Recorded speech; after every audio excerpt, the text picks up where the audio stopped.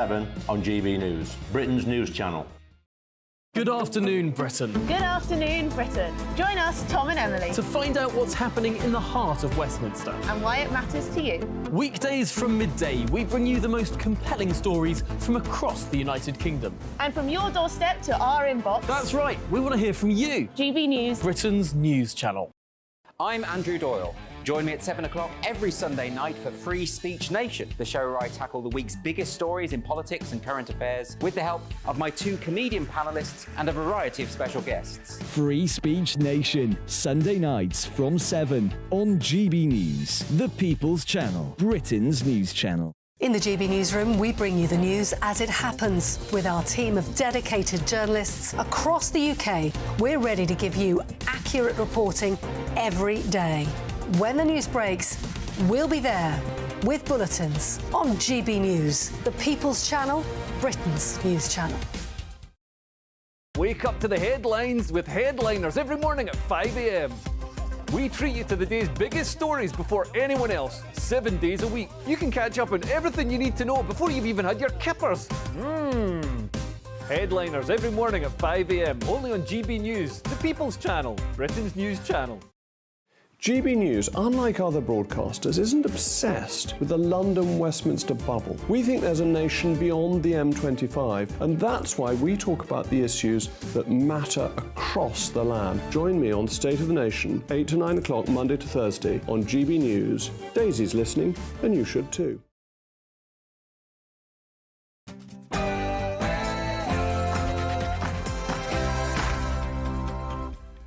Hello, good evening. It's me, Jacob Rees-Mogg, on State of the Nation tonight. The latest chapter of the Rwanda plan is written as the House of Commons debated and voted on amendments moments ago. The rebels have spoken. 68 voted in favour of Sir Bill's cash amendment, including the now former deputy chairman of the party, Lee Anderson, and Brendan Clark-Smith, who resigned in protest. I was the teller for them. But what does this mean for tomorrow's vote on the bill? As expected, Donald Trump has wiped the floor with his opponents in the Republican primary, with Joe Biden polling at a record low. Is there any stopping a dramatic return for the controversial former president?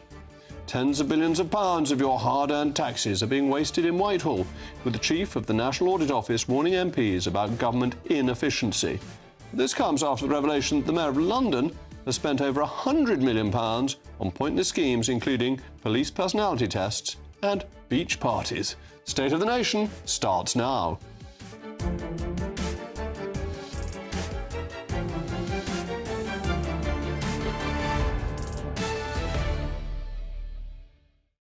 I'll also be joined by a most rambunctious panel this evening: recalcitrant journalist and author Michael Crick and the alleged barrister and former Tory MP, Jerry Hayes. As always, I want to hear from you. As you know, it's a crucial part of the programme. Email me, mailmog@gbnews.com. But now, what you've all been waiting for, the news with Polly Middlehurst.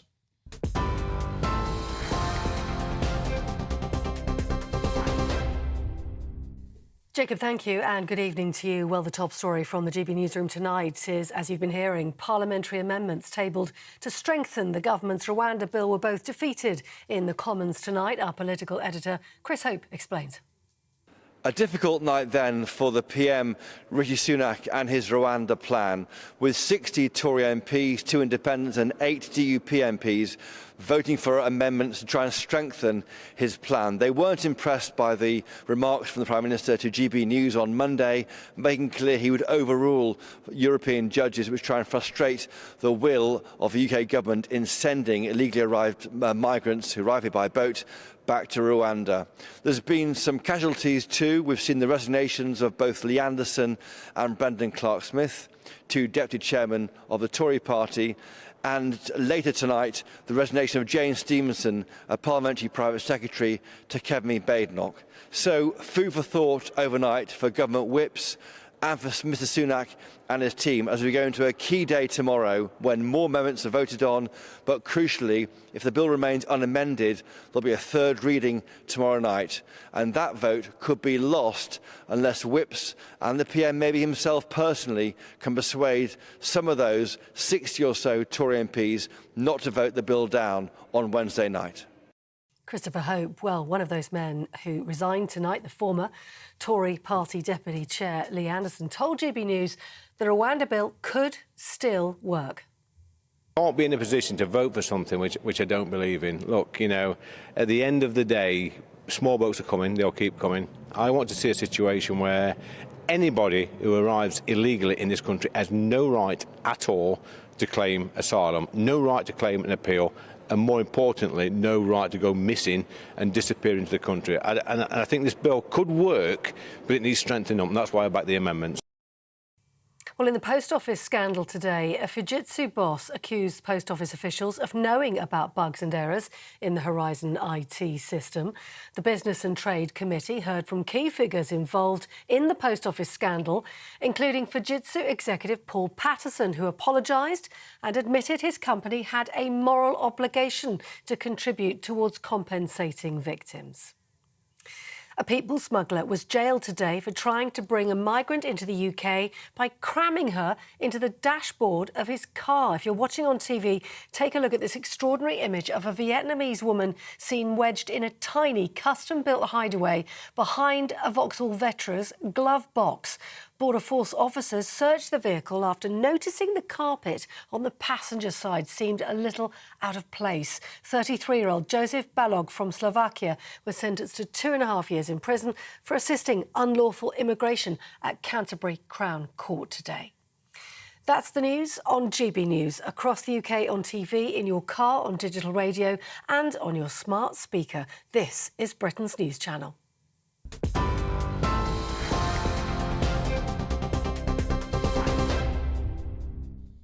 As a result of Sir Bill Cash's amendment that was set to disapply international law in the case of Rwanda deportations, Deputy Chairman of the Conservative Party, Brendan Clark-Smith, and Lee Anderson have resigned. The government whips had informed all MPs on the payroll that if they voted for Sir Bill's amendment, they would lose their jobs. I was the teller for the ayes in support of Bill's amendment this evening. The emphasis will now turn to the vote tomorrow on the bill itself, its third reading vote.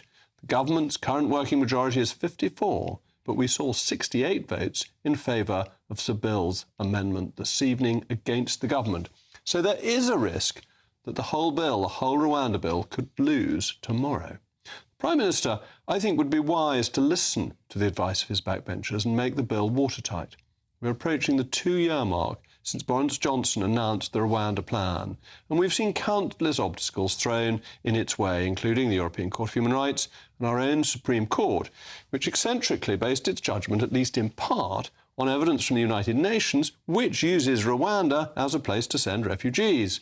Anyway, the government itself ought not to become an obstacle to its own planned success, because the British public's patience is wearing thin. We cannot have another bill that doesn't actually work. This time, it must succeed. So the safety of Rwanda Bill needs to be the final piece of legislation that means the planes take off. And as we discussed yesterday, 9 out of 10, 90% of constituencies want to see immigration reduced. In fact, they think that immigration is 1/10 of what it actually is, and they still think that's too high. But they specifically back a tougher Rwanda plan. The most popular of 3 answers provided regarding illegal migration was immediate removal from the UK. But regrettably, tonight's vote shows how out of touch Parliament is. 529 against stronger border controls. The Labour Party unanimously against stronger border controls. Only the Tory rebels and the DUP want proper controls immune from foreign courts. If the Tory party followed the rebels, it would begin to restore its popularity by being conservative. The Prime Minister gets this bill right. When we see flights taking off before the next election, we could, just possibly, see a revival of Tory support that could prevent the predicted election wipeout we discussed last night. It would show a government that listens to and shares the concerns of the British people, particularly on this issue, because I do feel that the politicians are so out of touch with the British electorate. I want to hear from you. Mailmog at gbnews.com. Well, now with me in the studio, I'm delighted to have Arlene Foster, the former Minister of Northern Ireland, and Fadi Farhat, the Senior Legal Consultant for Immigration and Human Rights. Fadi, thank you very much for coming in. Do you agree that this needs to be it for the government? If this doesn't work, it's very politically damaging. I do agree from the political perspective that the government and the Tory rebels, their aim were, their aim is to make a watertight legislation so that can be presented. It is, yes, last chance saloon, as it were. But do you think the bill itself is right? I think there are certain issues with the bill, even if the rebels' amendment were to take place as they sought it to have taken place. I still think that wouldn't be the end of the matter on certain things. For example, one of the issues was to remove the individual right of asylum seekers to present a claim that Rwanda isn't safe on the individual circumstances of their case. I think even if that were to go through in the final bill, that would still be problematic because although Parliament would have expressed its view on that, there are still techniques of statutory interpretation to read down certain aspects in individual cases. That's not to say that Parliament isn't sovereign. Yes, we recognise parliamentary sovereignty, but Parliament in that situation is binding itself to a factual state of affairs going forward into the future. Should the situation change on the ground and an individual brings forward a particular individualised case, it will always be open to the courts to say, well, yes, Parliament is sovereign, but Parliament could not have intended this to happen in this particular situation, and therefore you could still have a reading down, which is a technique of statutory interpretation. That wouldn't be avoided. That couldn't be avoided. Even if you do away with all the other elements of international law and the Human Rights Act, techniques of statutory interpretation are a part of the common law. And therefore part of our ancient constitution. Yes. And the right for people to have a hearing in court is a very long-established one, which it would be quite novel to take away. And the earlier signs of that go back to 1610. So Dicey wrote about it going back to, several hundred years ago. So that technique of reading and interpreting things, because language is imperfect and provides lots of scope for various elements, it's always open to the courts to interpret it in a particular way. And the most recent example was in 2019 with the Supreme Court in a case called the Privacy International case. So that's always open. And so I don't think, even if everything else succeeded as the rebels wanted it, I don't suspect it would be, going forward, the end of the matter. What it would have meant is, yes, you could get flights up and going, and that politically could be seen as a success, and it could be seen in line with what people want, but it may not be definitively the end of the matter. And Arlene, one of the other issues is from Northern Ireland point of view, that people could come in from Dublin through to Belfast and then come to GB, and there's no means of checking them. So I think one of the reasons why the DUP are very strong on this is the fact that we have what's known as a common travel area, not just in the UK, but actually the Channel Islands and the Isle of Man as well. So people can arrive in the Republic of Ireland and then they can move into other parts, including Northern Ireland and coming over, of course, into Great Britain as well. So that is something of concern. It's an agreement that has existed for a long time. It's not actually legally binding, but there's always been cooperation between the Republic of Ireland and the UK in respect of people movement. Now we're in a situation where that may change because of the Rwanda Bill, and the query as to what happens to the common travel area, I think, is a real query and needs to be answered by the government.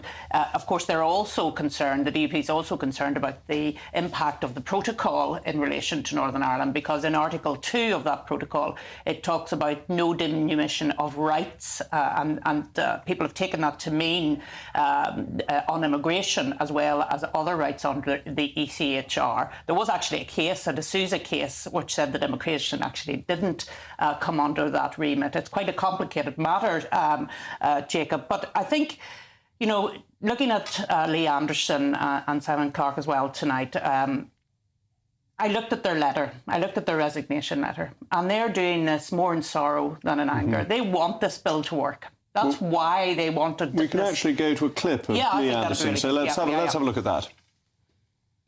I think I could carry on in my role as Deputy Chairman of the Conservative Party when I fundamentally disagree with the bill. We needed it beefing up, we needed it strengthening over the next few days, and I can't be in a position to vote for something which I don't believe in. Richard Tice, the leader of the Reform Party, has said you're now welcome to join the Reform Party, will you? I still think the Conservative Party is the best party moving forward to get us out of this mess. So it's very kind of Richard. We've had a few few dingoes over the past few weeks. The best way forward to solve this problem is a strong Conservative Party with strong MPs like myself. Finally, it's very interesting that it has led to people resigning over what is, in fact, as you're pointing out, quite a complex legal issue. This isn't your normal resignation over some straightforward political right or wrong. It's really in the detail of legal effectiveness.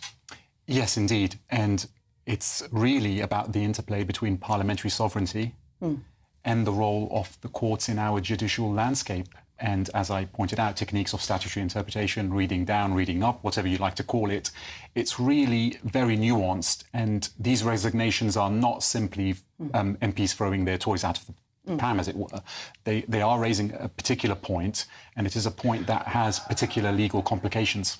And it's one of the things that really interests me about our Constitution against the American Constitution, that in America it's quite clear that ultimately the judges are the authority under the Constitution, and the Constitution is almost impossible to change, so the judges become the ultimate authority.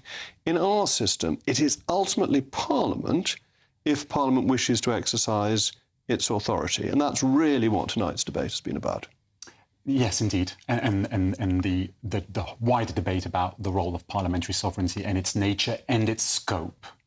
And Arlene, I want to come back to you on what I think is a fundamental unionist point. Yes. Because on the common travel area, we've agreed that there will be no border between Northern Ireland and the Republic. But the idea that people should be checked coming from Northern Ireland to GB seems to me entirely inimical to the unionist, and is something as a unionist I would oppose extremely strongly.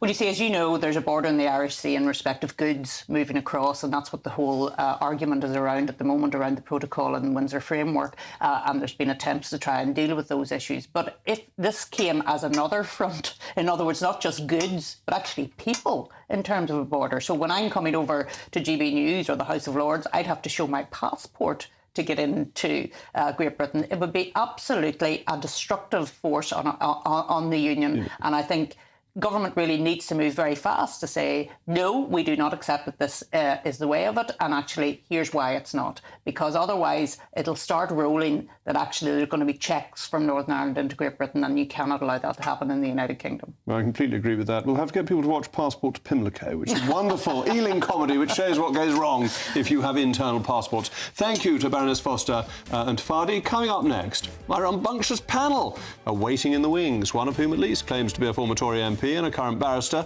and I'll be asking them what they think about this evening's Rwanda woes.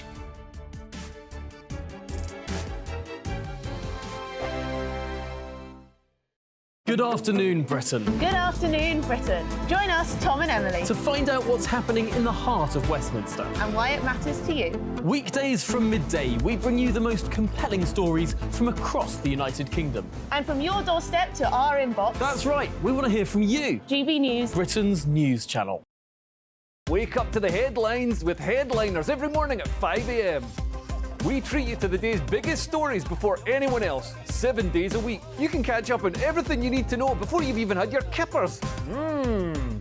Headliners every morning at 5 a.m, only on GB News, the People's Channel, Britain's news channel. GB News, unlike other broadcasters, isn't obsessed with the London-Westminster bubble. We think there's a nation beyond the M25, and that's why we talk about the issues that matter across the land. Join me on State of the Nation, 8 to 9 o'clock, Monday to Thursday, on GB News. Daisy's listening, and you should too. In the GB Newsroom, we bring you the news as it happens. With our team of dedicated journalists across the UK, we're ready to give you accurate reporting every day. When the news breaks, we'll be there with bulletins on GB News, the People's Channel, Britain's news channel. Big news, big debates, big opinion. Patrick Christie's Tonight is the week's biggest show. Every weekday, 9 to 11 p.m, we've got the inside track on the day's top stories. There'll be sharp takes you won't get anywhere else. We will set the news agenda, not just follow it, and I want to bring you along for the ride. Whatever it is, we'll have our finger on the pulse. It's news, but it's this close to entertainment. Patrick Christie's Tonight, 9 to 11 p.m, only on GB News, the People's Channel, Britain's news channel.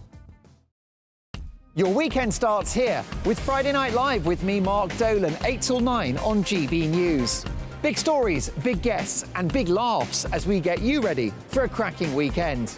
That's Friday Night Live with Mark Dolan, Fridays 8 till 9 on GB News. Bring your own drinks, the admission's free.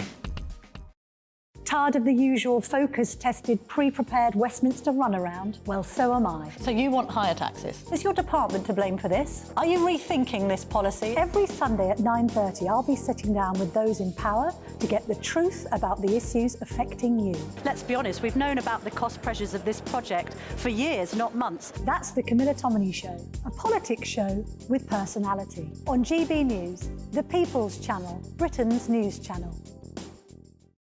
I'm Andrew Doyle. Join me at 7 o'clock every Sunday night for Free Speech Nation, the show where I tackle the week's biggest stories in politics and current affairs with the help of my two comedian panellists and a variety of special guests. Free Speech Nation, Sunday nights from 7 on GB News, the People's Channel, Britain's news channel.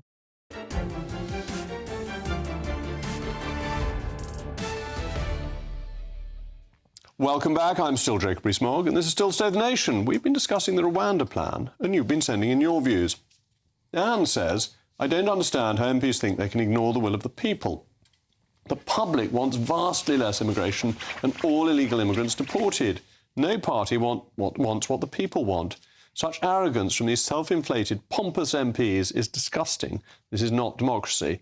And Gary says the Prime Minister must find some middle ground with the rebels, and I'm sure the bill will go through. Well, joining me now is my panel, journalist and broadcaster Michael Crick.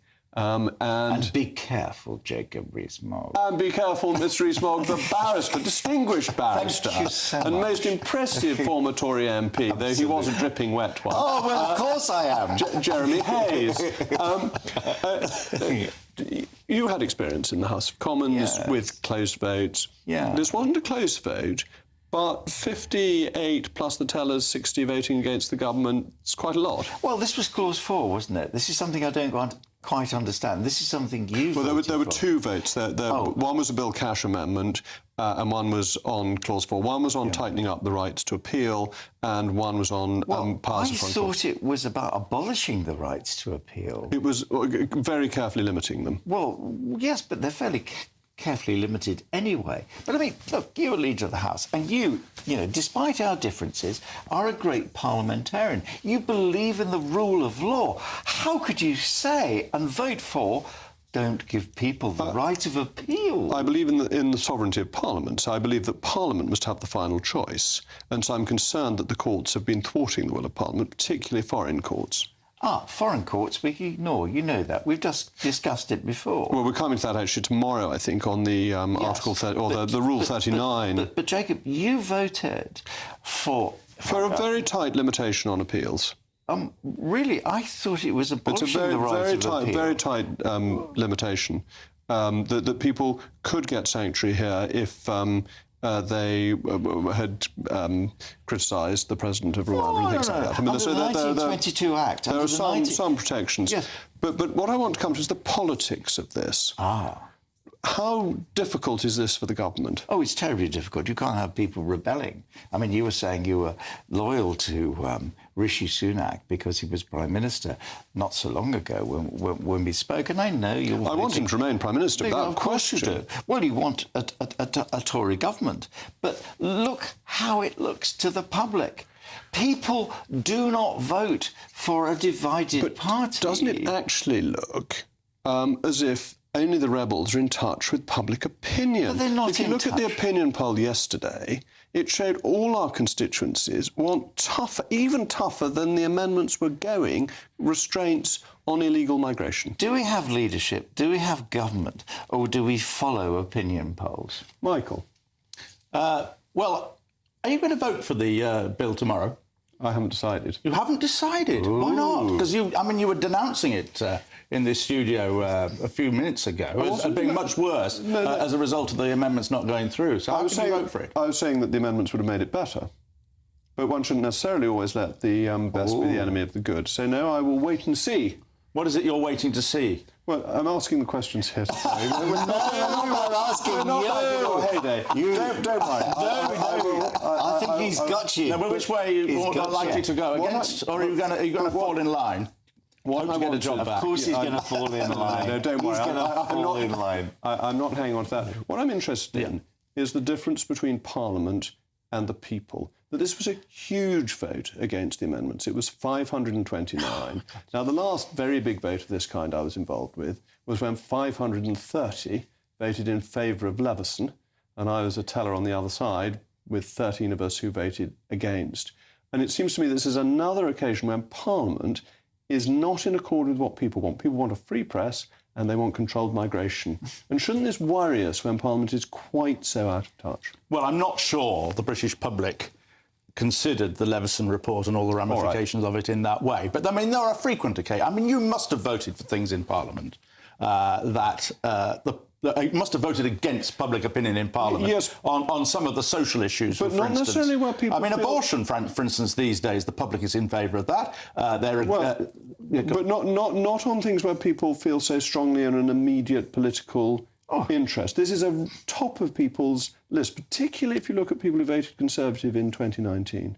Well, I think if you were to have a proper debate about the ramifications of this bill in terms of traditional rights like the right of appeal, international law, and it's interesting, I don't know, do you actually believe in international law? You don't, not at all. I believe in some international conventions, but I believe in the nation-state as the building block of international order. You refer to those courts as being foreign courts, but they're actually courts in which we participate. So they're not really foreign courts, they're coming together. And what about Edmund Burke? All the members of the council. What about Edmund Burke? What about Edmund Burke? Well, he made it absolutely clear that you're not a delegate of your constituents. You're there as a representative to actually use your judgment. Just remind me when he told this to the electors of Bristol. Oh, go on, just, you know. After he was elected. He doesn't say it in his election address. No. But once he's got in. And then, he was right, though. And then, you're not a delegate. No, that's absolutely true. Yeah. And I think that is an important part of our constitutional system. Yeah. But I do worry when public opinion and Parliament is very, very different. Chasing opinion polls. It does happen from time to time. Chasing opinion polls is not good politics. Yeah. And also, I mean, Parliament rebels a lot more than it ever used to, didn't it? I mean, these figures now... I mean, I've just been studying the Suez era and the era of Ted Heath as Chief Whip, because I'm writing a book about him. And the rebellions he had to cope with were tiny in that period, which was quite a tempestuous period compared with today, which is a healthy thing, I think. Yes, I think that's right. I think that MPs, as representatives, still need to represent what they think is the best interests of their constituency, which may not always be the line to take from central office. But on this issue... I'm surprised, actually, by the strength of public opinion the opinion poll revealed yesterday, that it seems to be a concern in constituencies that aren't particularly affected by migration. I think only a handful of constituencies had a majority who wanted more migration. Isn't this a surprising sense of feeling, and that politicians need to be attuned to it? Well, I think the pictures of people coming up beaches are particularly vivid. And I think also opinion polls all show that the public thinks that the level of immigration and the number of immigrants that are here is a lot more than it actually is. No, that's one of the things it showed, that people thought a tenth of the number who come in each year were coming in. They thought it was 70,000 and that was too many. Oh, 70,000 including the illegals ones. Yeah. And that, again, was very surprising. So even at a much lower level... And Jerry, your high-minded constitutionalism is fantastic. High-minded constitutionalism, and I'm all in favour of high-minded constitutionalism. Yes, but there is a reality of politics that politicians need to be in touch with voters. And you've seen this not just in migration, but also tie in the post office scandal, this feeling that those who govern are above and not linked to those who are governed, and that this is part of that, being out of touch and unresponsive. Well, we've got three problems. Well, many problems. But in terms of public inquiries, the post office, utterly utterly appalling. But it takes a TV programme for ministers to get upset about it. Who's talking about the blood problems that we've had? No, and the way that we're just waiting for people to die before we compensate them. The next problem is going to be, we called it the Child Support Agency. That's another problem. I think we're going to have to stop at that point, though we could do a whole programme on the Child Support Agency. In my experience as a constituency MP, it is the least effective bureaucratic body I deal with. Anyway, thank you to my panel. They'll be back in just a moment. Coming up next, Donald Trump has seized victory in Iowa, and I'll be speaking to a pugnacious Democrat about that. Plus, we'll be assessing the Mayor of London's so-called list of achievements he sent to this programme.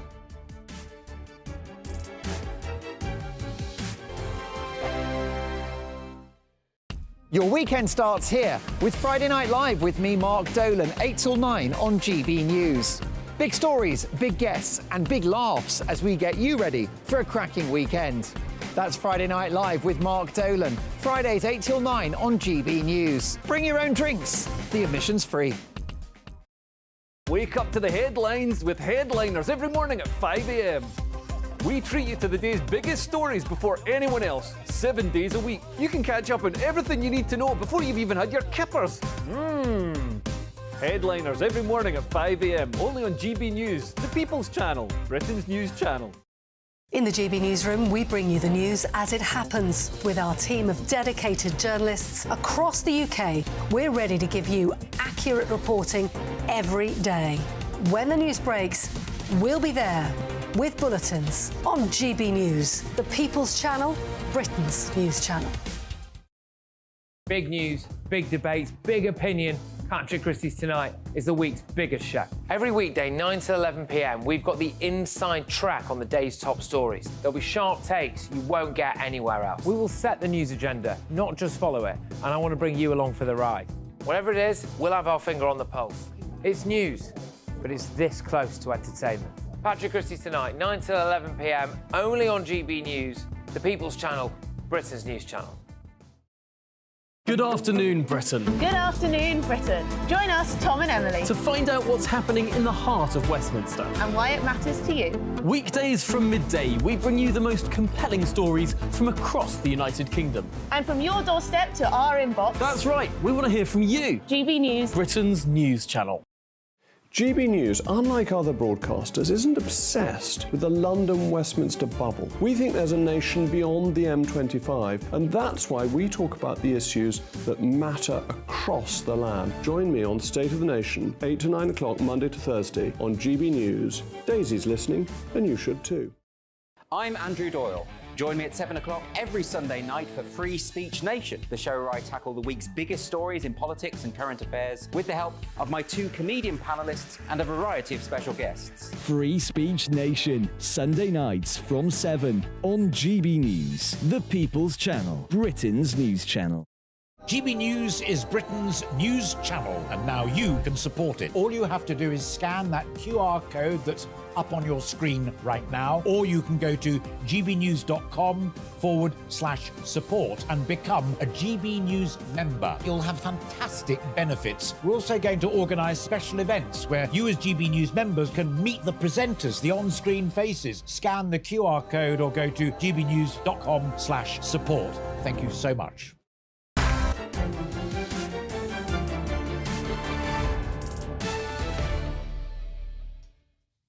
Welcome back. We've been continuing the discussion about the Rwanda plan, and you've been sending in your views. Isabella says, Jacob, putting the boot into Sunak will backfire on you, Liz, Suella and others who are still led by Boris Johnson, the architect of his own demise. As a voter, I can see this is not about Rwanda or Ireland. In my opinion, it's about puerile power struggles. Rwanda is just the smokescreen used for positioning of disloyal MPs. Sunak Tories will get my vote. It will be interesting to see if you retain my seat. It really isn't, but never mind. Steve, the public have asked for limited immigration for years. Governments have ignored the will of the people. Well, I agree with Steve. As expected, Donald Trump stormed into the lead at the Iowa caucus yesterday, securing 20 delegates out of a possible 40 from the Midwestern state, with Florida Governor Ron DeSantis finishing in a distant second with a mere 9 delegates. Perhaps more importantly, This boost for the former president coincided with a new poll which saw a record low rating for the current president, Joseph Robinette Biden. An ABC Ipsos poll revealed only a third of the country approved the current president, with Donald Trump being 8 points ahead. So with these developments, it doesn't seem like there's any stopping Donald Trump. As we discussed yesterday, even the legal warfare being waged against him merely seems to bolster his popularity. Well, I'm very pleased now to be joined by Robert Weiner, the Democratic strategist and former Bill Clinton spokesman. Mr. Weiner, thank you so much for joining me. Jacob, thank you for having me. Oh, no, it's good of you to come on. Can Biden defeat Trump at this stage? Trump seems to be a sort of runaway train. Well, he's a runaway train in a runaway series of Republican primaries where the Republicans get all the news. The way that Biden is going to win Iowa is voters are literally mailing it in. So the point is that as this campaign progresses, and now the economy, which is very successful with unemployment way down and jobs up, stock markets and portfolios at record numbers, that's a lagging indicator, as you know, and it's starting to kick in. There's been a 15% increase in that. And the court cases. Trump gets to babble outside the courthouses as he chooses, wherein the judges now are about to give their final rulings and excoriate him for the illegalities that he has committed. And that, like the January 6th committee, when it was underway with the evidence and the witnesses, dropped Trump 10 points. So I have to tell my Democratic friends, calm down, guys and gals. We're only just beginning. The best is yet to be. But doesn't it seem as if every time Donald Trump's dragged before a court, he becomes more popular and they're Democrat judges and people say this is all political, and it's creating sympathy for him, not just among his hardline Republican supporters, but among independents who feel that the legal system is being politicized? Where did that word Democratic judges come from, Jacob? I have to disagree with you. Many of these, about half of them, are Republican and Trump judges. So he lost 62 court cases. And while that was all going on, and while the January 6th committee was going on, Trump, as I said, lost 10 points because the public sees the evidence. So the independents and the Democrats are coming around, and the young people will too, as hopefully this Israel-Hamas war ceases. But the Democrat judges are, in New York are Democrat judges, the judges who excluded him from the ballot in, was it Colorado, are Democrat appointed.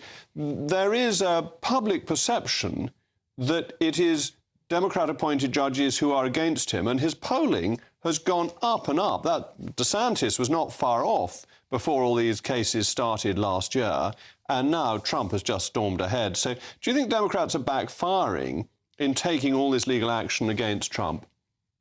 The Democrats aren't taking the legal action. Trump's action are requiring the legal action.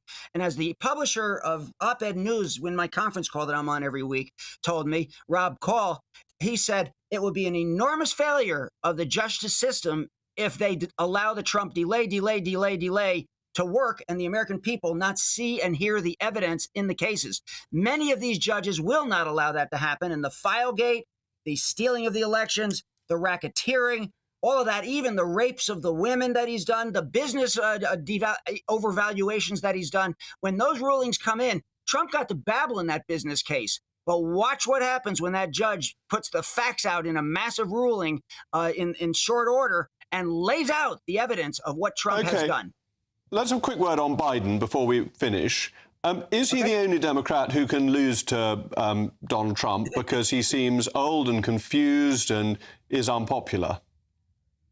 Biden's babble is the same as Biden's babble was when I met him, and we were both in our 20s, and I was at his house when he first ran for Senate. It's the same Joe Biden. Now people are saying he's old. He's 3 years younger than Trump, who gave 30,000 lies during his presidency, according to the Washington Post, and continues to this day with lies after older than lies. Trump. Biden's older than Trump. Anyway, Biden is 3 years older. He's 81 and Trump's 77. I Or will be this year. Anyway, thank you very much, Robert. Good of you to join us. I hope to speak to you again. So let's go and turn our attention to the Red Sea. The Iran-backed Houthi rebels have once again vindicated the UK-US decision to conduct airstrikes in the region. Early this afternoon, a Greek-owned shipping vessel was hit by a missile off the Yemeni coast. And as I said yesterday, all this tension does is increase insurance and other costs, which will be passed on to you, the consumer. Just today, it was reported that British oil giant Shell has suspended all Red Sea shipments. Well, I'm very pleased now to be joined by the Director General of the Institute of Export and International Trade, Marco Forgione. Marco, thanks so much for coming in. What effect will the troubles in the Red Sea ultimately have on British consumers? How does this feed through? Well, Jacob, what we're seeing is the weaponisation of global supply chains. As you've mentioned, the costs have increased dramatically. Costs of insuring the ships, the costs of the container rates, the freight rates, and in addition, in order to avoid the conflict area, ships are having to take a 3,500 nautical mile diversion around the Cape of Good Hope, the southern tip of Africa, which adds about 2 weeks to the transit time and about $1 million to the fuel costs. All of that will feed through to consumer prices. But more importantly, we're seeing that this is having a cumulative effect and impact on manufacturing. You know, for 40 years, we've designed supply chains to be ruthlessly efficient. We've built fragility upon fragility in the pursuit of efficiency.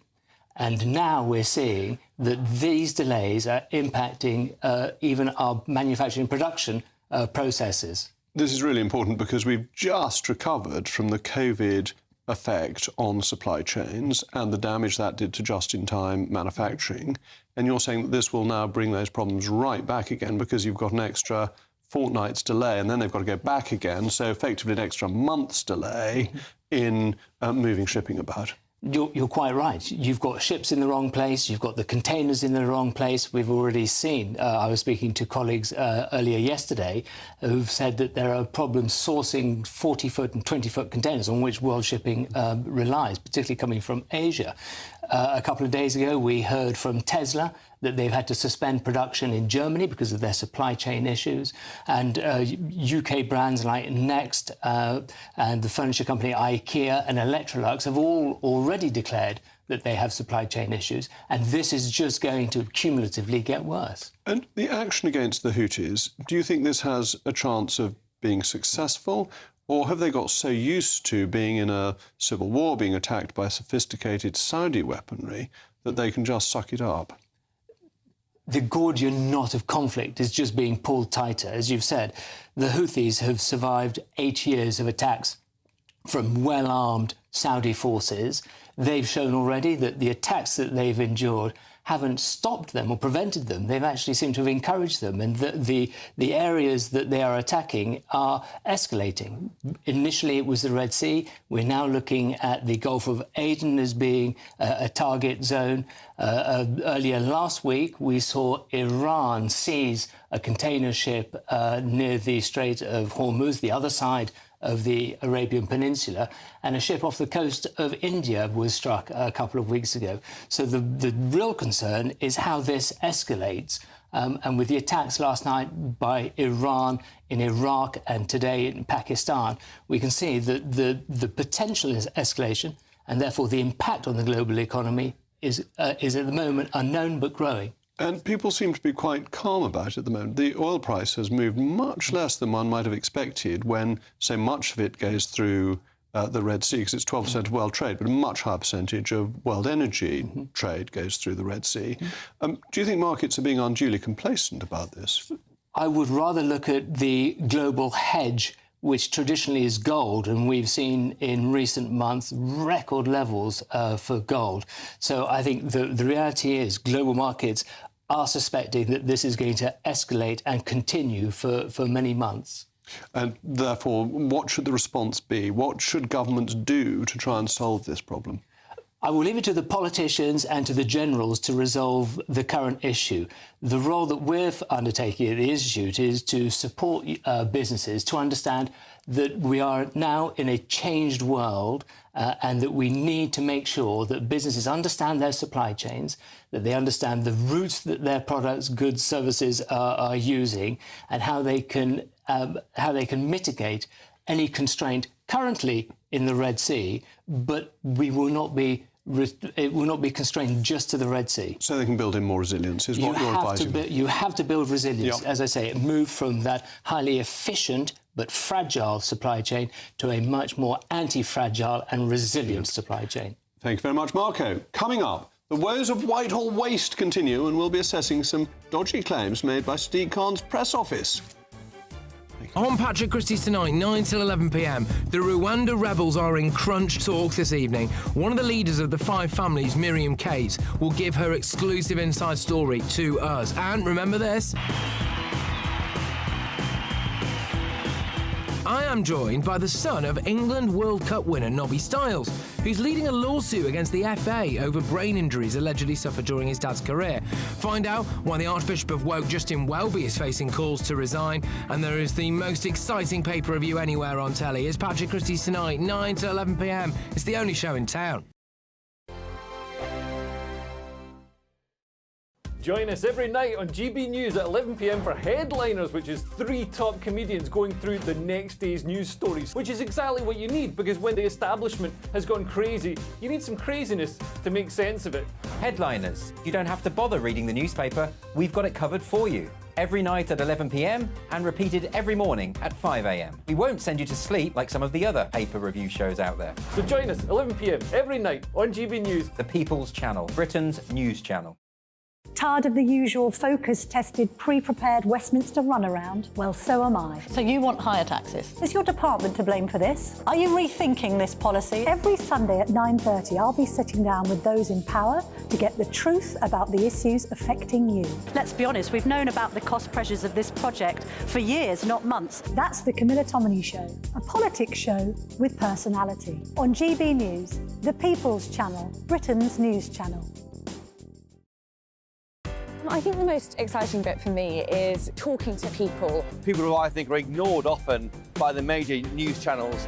We're going to give news they want to hear. There's a voice there that needs to be heard. I think there's a chance here for a diversity of opinion to be expressed, which you don't find elsewhere. It's really exciting. We don't hold back. We're free to say how decisions that are taken here affect us all around the country. Only on GB News, the People's Channel, Britain's news channel. Good afternoon, Britain. Good afternoon, Britain. Join us, Tom and Emily, To find out what's happening in the heart of Westminster and why it matters to you.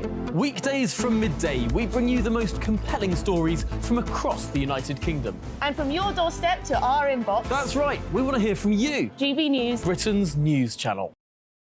Every Sunday from 11, join Michael Portillo. There will be topical discussion, looking at the week before and the week to come. So kick back and relax at 11 a.m. on Sundays on GB News with me, Michael Portillo. GB News, the People's Channel, Britain's news channel. Your weekend starts here with Friday Night Live with me, Mark Dolan, 8 till 9 on GB News. Big stories, big guests and big laughs as we get you ready for a cracking weekend. That's Friday Night Live with Mark Dolan. Fridays 8 till 9 on GB News. Bring your own drinks. The admission's free. Big news, big debates, big opinion. Patrick Christie's Tonight is the week's biggest show. Every weekday, 9 to 11 p.m, we've got the inside track on the day's top stories. There'll be sharp takes you won't get anywhere else. We will set the news agenda, not just follow it, and I want to bring you along for the ride. Whatever it is, we'll have our finger on the pulse. It's news, but it's this close to entertainment. Patrick Christie's Tonight, 9 to 11 p.m, only on GB News, the People's Channel, Britain's news channel.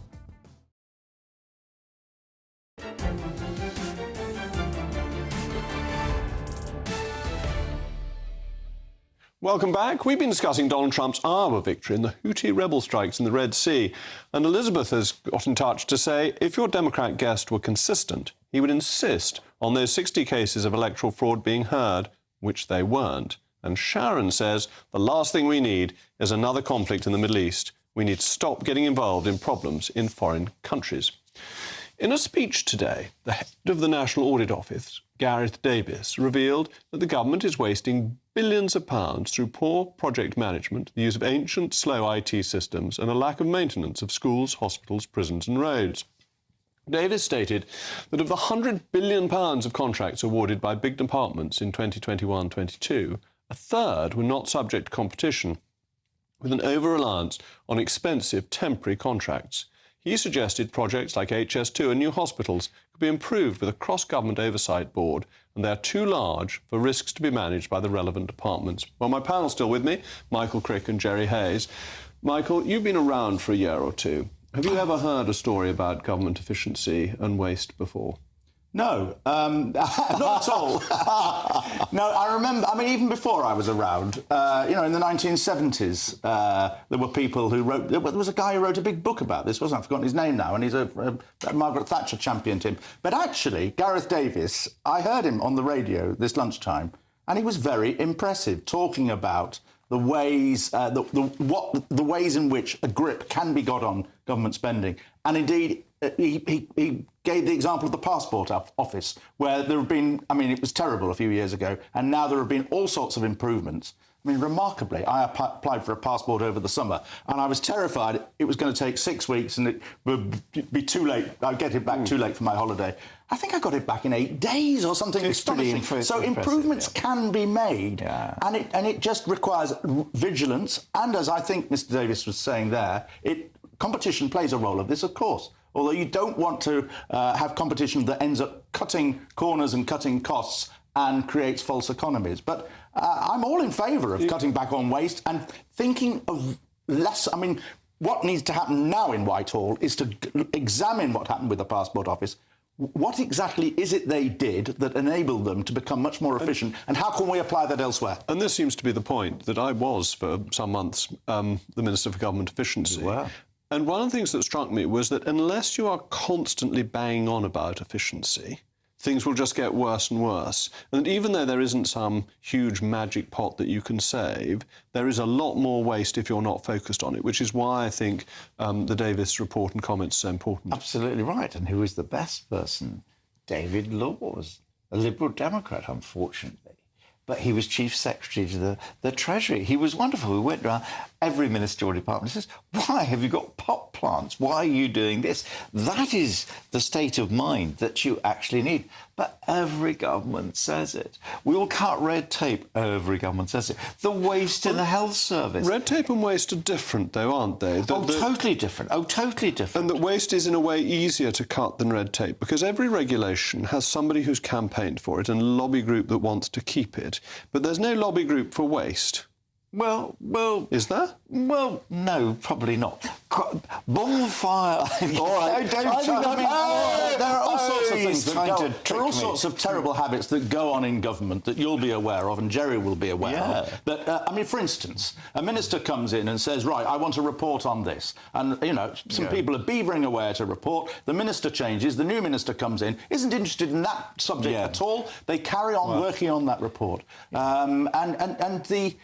You've got to be permanently vigilant, just in the same way that as a human being you've got to be vigilant. If you're not careful, you end up with standing orders you don't want. And before we move on, I mean, there are some bits of government that are really very good. I've had under me the Government Procurement Centre, and they save billions every year, run by a very impressive individual who was actually honoured in the New Year's Honours and thoroughly deserved it. So how did you manage to cut waste then? Hold on, because we're moving on. Oh, he's moving on. We're moving on. That's another subject. Telling us. So He's not telling us. Whilst we discussed wasted billions, we're going to move down into the millions, because Sadiq Khan has wasted £123 million of taxpayer cash on misplaced priorities during his time in City Hall, says a new report admittedly by my own party, the Conservatives. His spending includes £10 million on a training course featuring tests to determine the colour of Metropolitan Police officers' personalities, wasting hundreds of thousands of pounds into beach parties for Londoners, and increasing the pay packet for the city's nightlife advisor, that sounds a fun job if you're up for that sort of thing, to £117,000. We asked the Mayor's office, who rejected many of the claims in this report from the Conservative Party. They were also kind enough to provide a list of the Mayor's achievements, which included that, quote, homicides committed using a knife or other sharp instrument and homicides committed using a firearm are both lower than any year since 2016, and burglary is down 19% and overall gun crime down 20% since Sadiq became mayor. However, this isn't quite the full picture.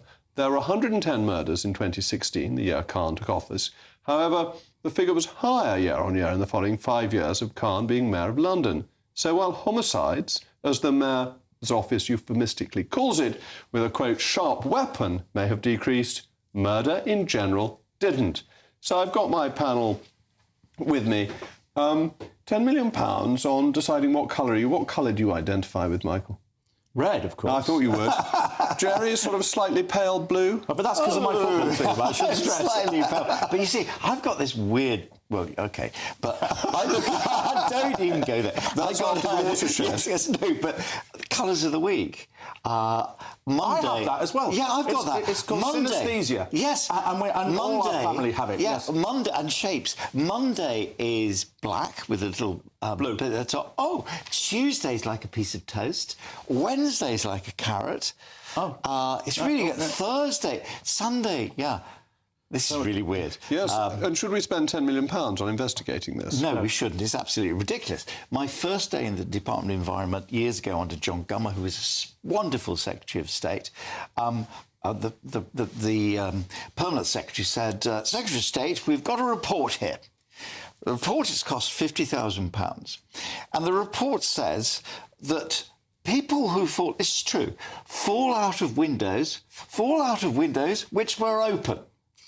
Now, this is absolutely true. You can imagine what Gumman said when I said, this is mad. You spent £50,000 on the obvious. But one of the things you quoted there, the nighttime advisor getting a pay rise of 117... To 117,000. To 117,000. What's a nighttime advisor? Well, somebody who advises Sadiq Khan. There's one in Manchester as well. He does a very good job on the nighttime economy. Now, that nighttime advisor, I imagine, is actually advising the mayor on how the nighttime economy can be encouraged. So you think this report's pretty unfair? Well, it may be. I don't know. I don't know what the responses are to these. I don't suppose any of the points you make are quite as ridiculous as you never know. Present them as. And particularly the nighttime advisor, I think, could well be a jolly good thing in terms of the London economy. Well, Michael's given a robust defence of the Mayor of London. Thank you to my panel. That's all from me. Up next to the wicket is Patrick Christys. What are you expecting tonight? Heck of a lot on today. A seismic and significant day in British politics. Miriam Cates joins me to pull back the curtain on what's going on with the right wing of the Tory party. Richard Tice on whether Lee Anderson will join Reform. Also, how vulnerable is the Labour Party to independent Muslim candidates standing at the next general election? And Nobby Stiles' son joins me as well. He's taking the FA to court.